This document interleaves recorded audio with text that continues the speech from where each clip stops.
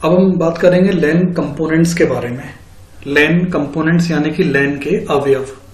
अवयव मतलब होते हैं कंपलसरी पार्ट्स, यानी वो पार्ट्स जिनके बिना काम ही ना चले और वो पार्ट जो बहुत ज्यादा जरूरी हैं किसी भी एक्टिविटी के परफॉर्म होने में। तो लैन अभी पिछली क्लासेस में हम समझ ही रहे हैं कि जब हम आसपास के कंप्यूटर्स को आपस में कनेक्ट करते हैं ताकि उनके बीच में सूचनाओं का आदान प्रदान हो सके, तो ऐसे नेटवर्क को हम लोकल एरिया नेटवर्क यानी लैन के नाम से जानते हैं।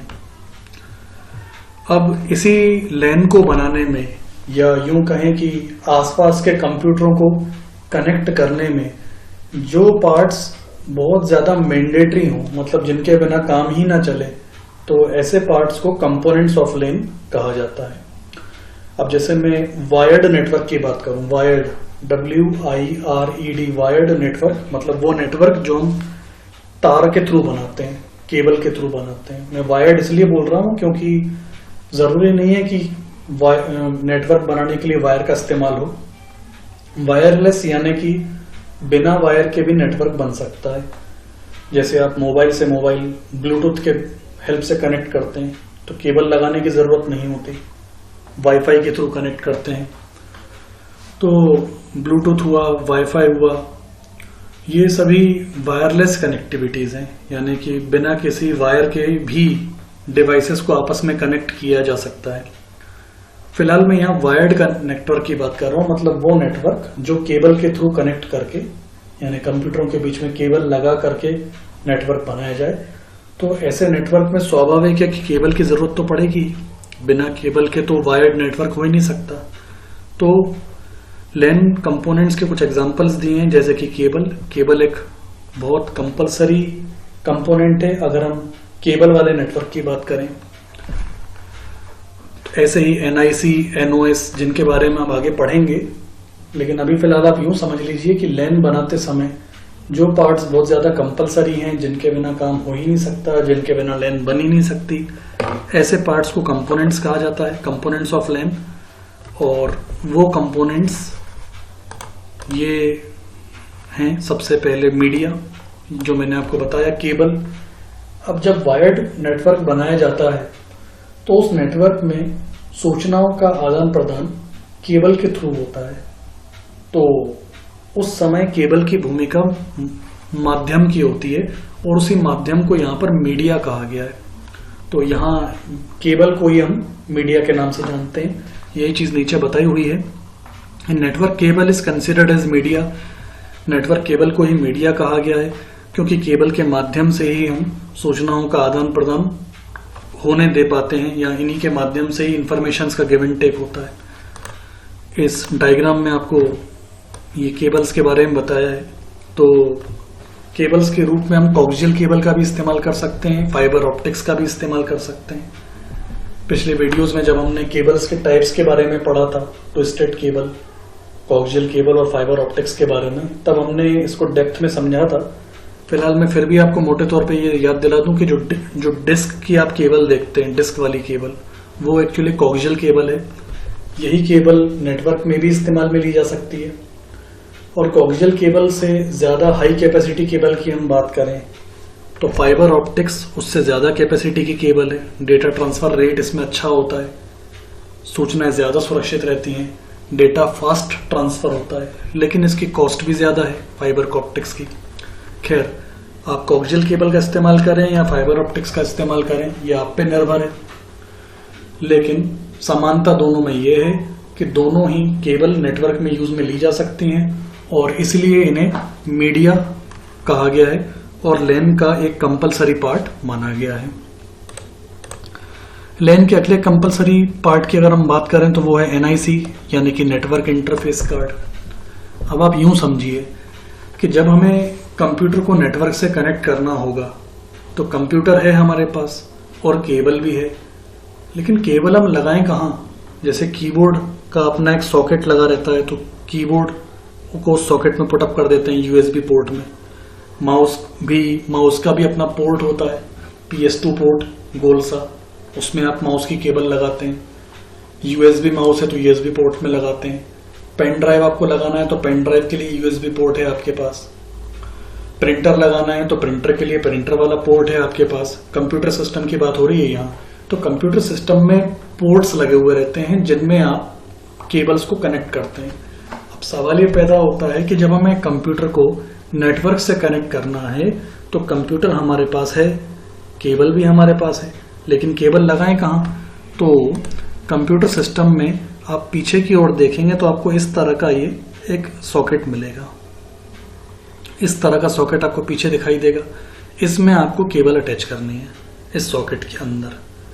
अब ये जो कार्ड आप देख रहे हैं ये पूरा कार्ड कहलाता है network interface card.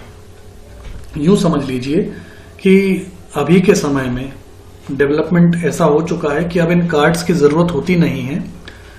Computer system के मदरबोर्ड में ये सॉकेट आपको ऑलरेडी मिलेगा।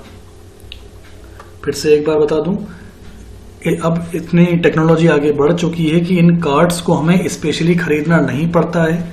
ये गए समय की, पुराने टाइम की बात हो गई। पुराने समय में क्या होता था, जब कंप्यूटर को नेटवर्क से कनेक्ट करना हो तो ये कार्ड खरीद के आना पड़ता था, और इस कार्ड को आम भाषा में बोला जाता था लैन कार्ड।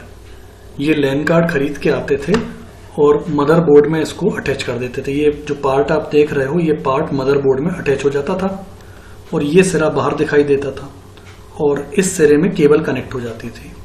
तो ये गए जमाने की बात हो गई। अब मदरबोर्ड में ये इनबिल्ट आता है।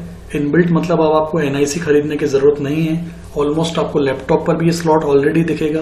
कंप्यूटर आप खरीद के आओगे तो भी एक सॉकेट आपको ऑलरेडी दिखेगा। अब कभी अगर बाय चांस ये सॉकेट नहीं है, बाय चांस, तो फिर आपको ये कार्ड परचेज करना होगा, मदरबोर्ड पे यहाँ से अटैच करना होगा, जिससे ये सॉकेट बाहर दिखाई देगा और इसी में नेटवर्क की केबल अटैच होगी। कुल मिला के नेटवर्क कनेक्टिविटी के लिए इस सॉकेट का दिखना या होना बहुत ज्यादा जरूरी है। इसलिए केबल के बाद ये भी एक मैंडेटरी कंपोनेंट है, कंपलसरी पार्ट है। अब बात करते हैं तीसरे कंपलसरी पार्ट की, वो है नेटवर्क ऑपरेटिंग सिस्टम। तो हमने पहले भी समझा है कि जितना जरूरी हार्डवेयर होता है उतना ही ज्यादा इंपॉर्टेंस सॉफ्टवेयर का भी होता है। अब आप कंप्यूटरों को कनेक्ट करने के लिए केबल ले आए, कंप्यूटरों को कनेक्ट करने के लिए आपने कार्ड भी लगा दिया, मान लो उसमें नेटवर्क कार्ड भी है, इनबिल्ट है, सब कुछ चीजें हैं। लेकिन ऑपरेटिंग सिस्टम ऐसा नहीं है जो नेटवर्क की रिसोर्सेज को मैनेज कर पाए। मैं आपको सिंपल शब्दों में समझाता हूं कि जब दो या दो से ज्यादा कंप्यूटर कनेक्ट किए जाते हैं तभी वो नेटवर्क कहलाता है। एक सिंगल कंप्यूटर तो नेटवर्क बना नहीं सकता। नेटवर्क वो तभी कहलाएगा जब कंप्यूटरों की संख्या 2 या 2 से ज्यादा हो। अब 2 या 2 से ज्यादा, मान लो 5 कंप्यूटर आपस में कनेक्ट किए, तो स्वाभाविक है जब 5 कंप्यूटर आपस में कनेक्टेड हैं तो वो आंतरिक रूप से तो एक हो चुके हैं क्योंकि कनेक्टेड हैं, इंटरनली वो एक हो गया। लेकिन 5 कंप्यूटर पे यूजर्स 5 बैठेंगे। अब ये 5 यूजर्स एक टाइम में 5 ऑपरेशन तो करेंगे कम से कम।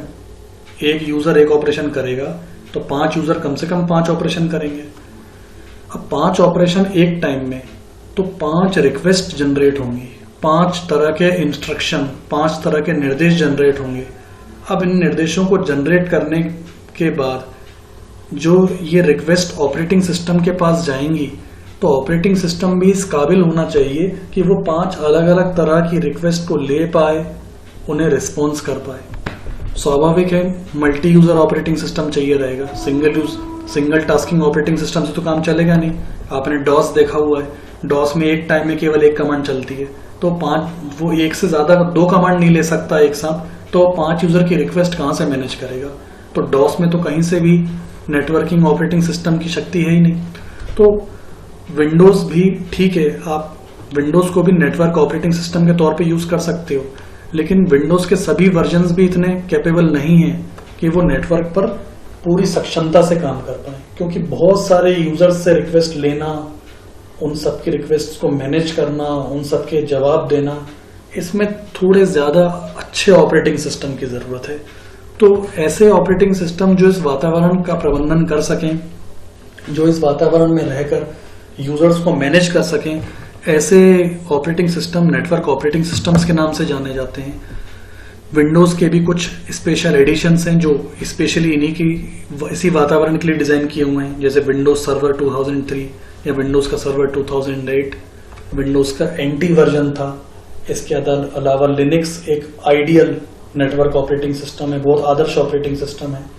तो कुल मिला के बात यह है कि हार्डवेयर तो मैंडेटरी है ही, अगर आप बहुत अच्छे तरीके से नेटवर्क का पूरी सक्षमता के साथ उपयोग करना चाहते हैं तो ज़रूरी है कि सॉफ्टवेयर के रूप में ऑपरेटिंग सिस्टम भी NOS ही हो, नेटवर्क ऑपरेटिंग सिस्टम ही हो। तो ये हैं मैंडेटरी पार्ट्स LAN के।